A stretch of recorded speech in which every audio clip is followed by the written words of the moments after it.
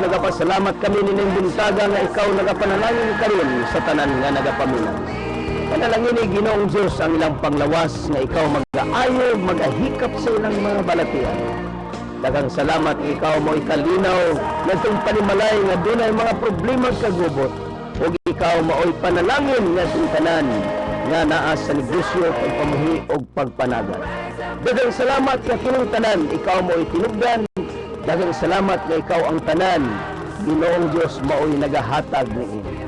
O ikaw among kasalamatan, daygon, o among ibalik kanimo ang pagpasalamat sa pangalan ni Kristo Jesus. Amen. Praise God. Mayong buntag sa tumakaigsunan nga nagapaminaw kanunay ng atong tulumanon Worship on Air. Kini nga program kini sa Throne of Grace Global Fellowship nimutang sa May Gonzales, Simino Building 4 Tubod Highway, Iligan City. Kung ikaw na diri sa Iligan City, ako kang imbitahon no sa panagtigom sa Throne of Grace Global Fellowship. Dali lang ni tultulon igsoon at bang sa May Price Plaza. Onya nasaka sa 4th floor, the same building nga giabangan sa Pag-ibig Office ug sa PhilHealth. Nagkita ta dito 9 o'clock magsugod karong buntag mga kaigsunan. Og unyang hapon ang youth service nato mag-start og 4 o'clock in the afternoon. Doon na tayo midweek prayer meeting mga kaigsunan. Merkulis alas 6 ang takna sa hapon.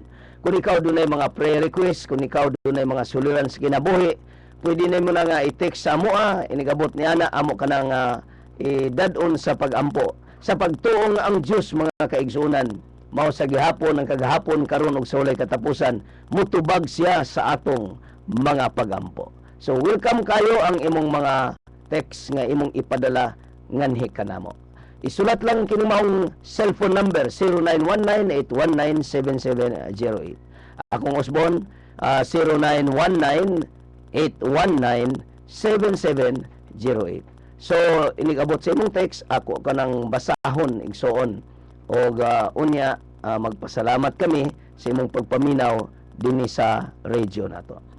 Og mayong buntag diay usab sa itong mga kaigsunan nga nasa mga sa Santiago no, silang Sister Ludi, Sister Bibi.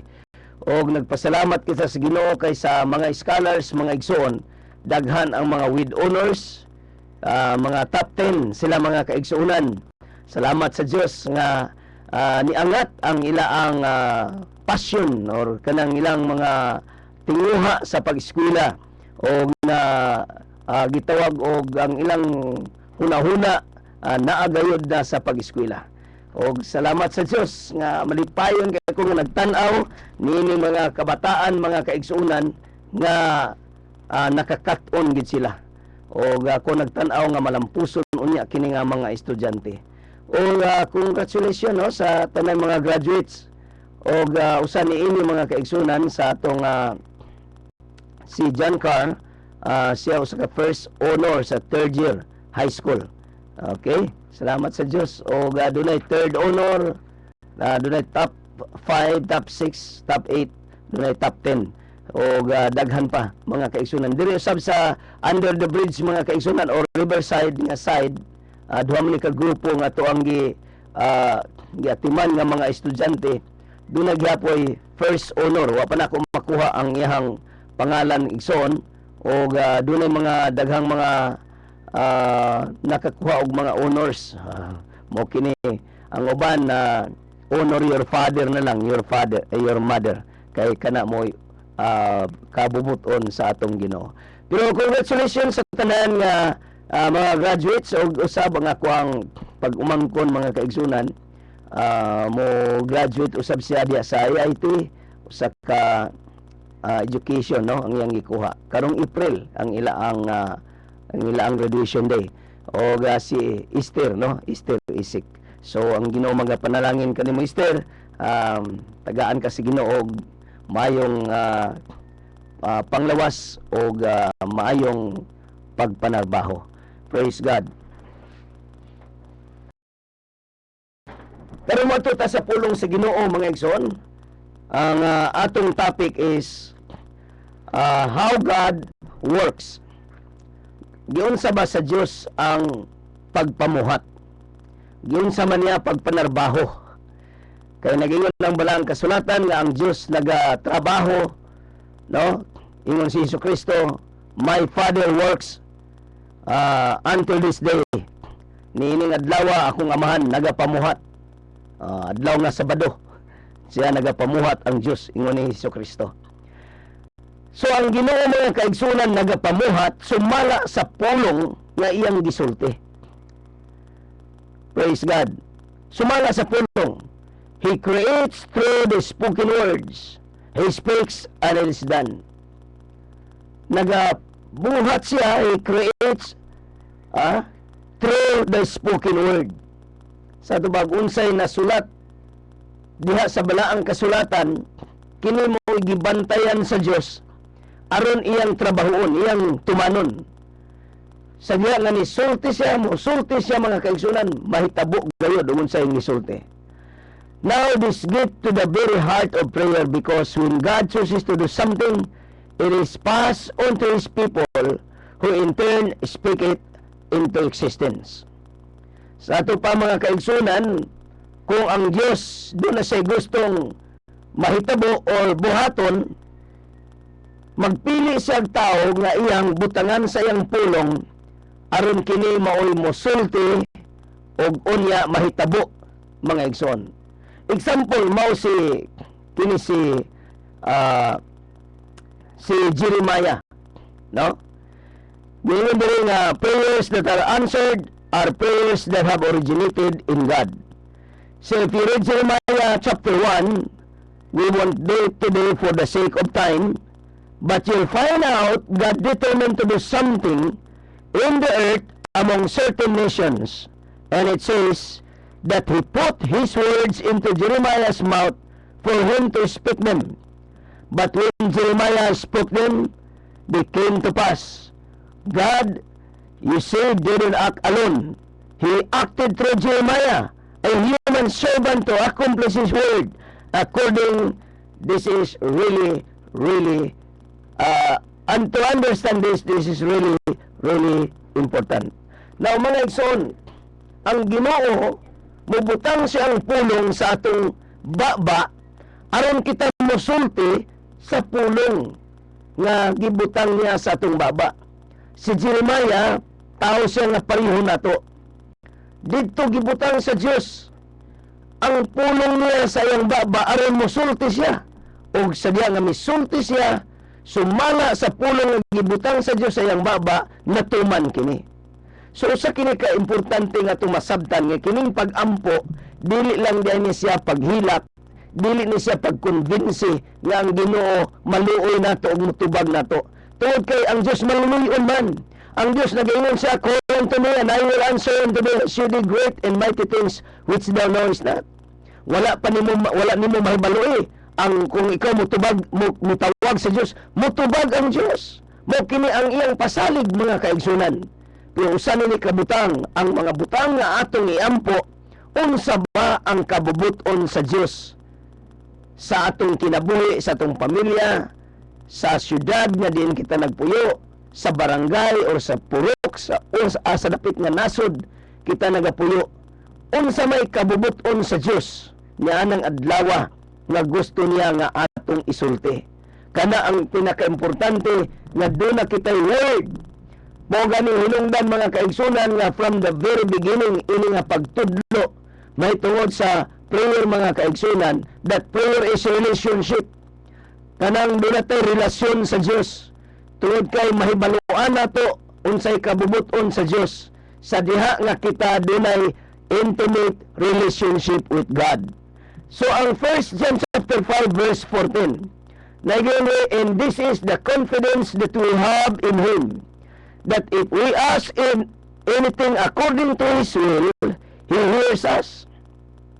Ang Ginoo nagsulti nga kung kita mag-ampo sumala sa iyang kabubuton, maminaw siya kanato mga igsoon.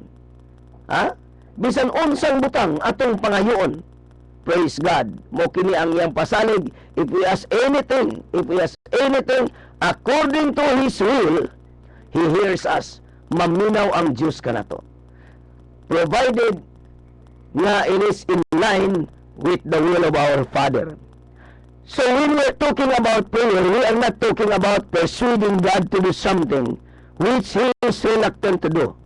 That if we pray long enough or hard enough, God will give God will give in. That's the concept people have.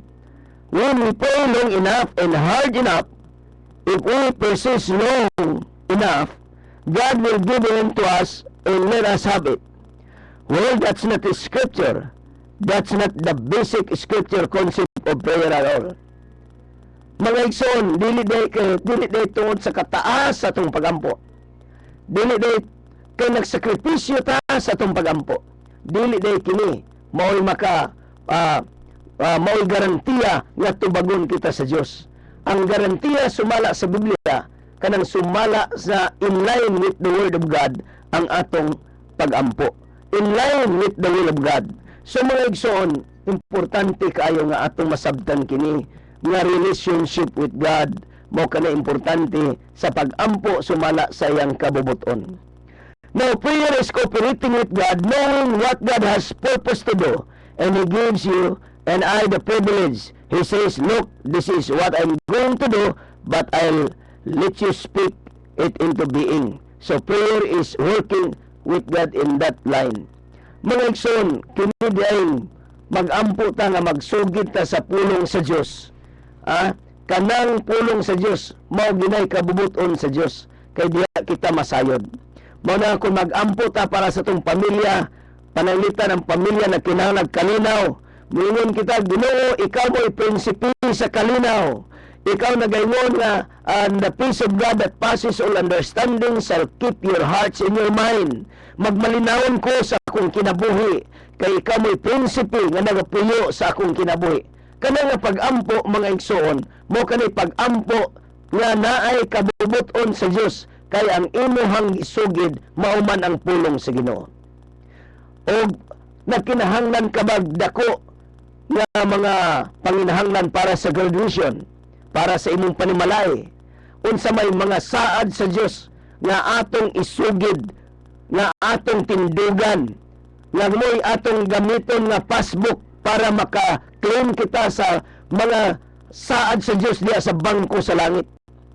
Ang nagaingon ang Philippians 4:19, my God shall supply all my needs according to His riches in glory by Christ Jesus. So kini nga saad sa Ginoo, mingon kita, Ginoo, ikaw nagaingon nga supplyan nimo kami sa among panginahanglan. Akong nahinumduman usa ka estudyante makaigsunan sa garbage site. Nagampo siya ni panahon sa sindong typhoon. Ang baha niabot na sa bubungan sa ilang atop ug naa sila sa bubungan. Unya iya kining gisugid ang Psalm 23, Psalm 91 hangtod nga nahurot na nagsugid ang Philippians 4:19 iyang gisugid. Unya mga kaigsunan kalit lang na ay ni buto din nilutaw ang mga empty containers ug katumoy nahimo nilang gabayan sa paglangoy nga nakaabot sila ngadtong mamala. Sa mga kaigsunan, God supplies everything. Ang Dios nagahatag sa ilang panginahanglan tungod kay isugid siya sa pulong sa Ginoo. Sa mga kaigsunan, unsa ba imong panginahanglan sa imong panimalay? Nakinahanglan ka ba o kaayuhan sa imong panglawas? Kalinaw, nakinahanglan ka ba blessing sa imong pagpanguma? Katong tanan nga nagagarden, mga mananagat, katong tanan nga nagapamuhi, mga kaigsunan, unsa may promise sa Ginoo nga atong tindugan para diha nga ang Dios magapamuhat, nga ang Dios magapanalangin, nga ang langit maabre, ug ang kamot sa Dios mubakyaw aron sa paghikap sa atong panginahanglan. Tindugi ang pulong sa Dios because the word of God, because God is watching over His word to perform it. I believe, praise God this morning, na ay blessing ang Ginoo. Praise God, moabot naman ang taknas, magampo kita. Ang imo lamang buhaton, guniti ang radyo, pingay mo mata, kay magampo kita, mga igsoon. Kung nagatuo nga mutubag ang Diyos sa mga pagampo, kung ikaw dinay balatian, guniti ang imong balatian sa imong tuong nga kamot. Kung ikaw dunay problema, ang imong tuong kamot itapion sa imong agtang, kay magaampo kita. Labing gamahanan nga Diyos, daghang salamat. nga ikaw wala mausab ang kagahapon karon ug sa walay katapusan. Ikaw mo Diyos ni Abraham, ikaw mo Diyos ni Jacob, ikaw mo Diyos ni Isaac, ug ikaw mo gihapon ang among Diyos karon. Ikaw mo tubag sa mga pag-ampo kay nagaingon ka, tawgon ninyo ako ug ako magatubag kaninyo ug magapakita og mga dagkong butang nga wala pa ninyo mahibaloy.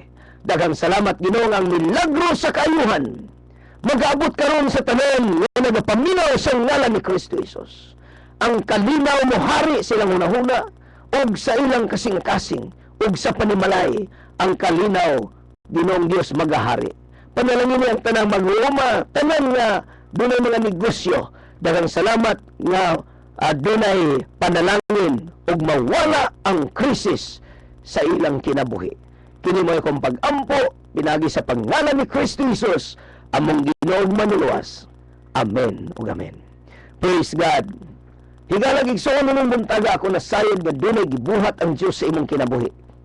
Tindog sa imong limutangan og ina daghang salamat Ginoo sa imong pagpanalangin kanako. Sultihi ako nining si manahuna giun sa ka pagpanalangin sa Dios. Isulat kin maong cellphone number, pwede na nga imong i-text ako bisag asa ka sa kalibutan, naabot ka sa Austrian Radio. I-text lamang. Amo mahibaluan ang imong mga panginahanglan. Amo ka ng dadon sa pagampo. Kini mo akong cellphone number 0919-819-7708. Akong Osborne 0919-819-7708. Daghang salamat sa imong pagpaminaw ning atong tulamanon Worship on Air program sa Throne of Grace Global Fellowship. Ayaw kalimot ning adlaw sa atong panagtigom sa Throne of Grace Global Fellowship. Mga kaigsunan, diha kita sa bawaw sa fourth floor kini, no, sa may Gonzales Simino Building 4. Pareho nga building nga giabangan sa Pag-ibig Office o sa PhilHealth nata sa taas. Thank you guys sa imong pagminaw. Kini si Pastor Rudy isik magaingon nga ang Dios magapanalangin sa inyong panimbahon nining adlaw. Bye bye, God bless you all.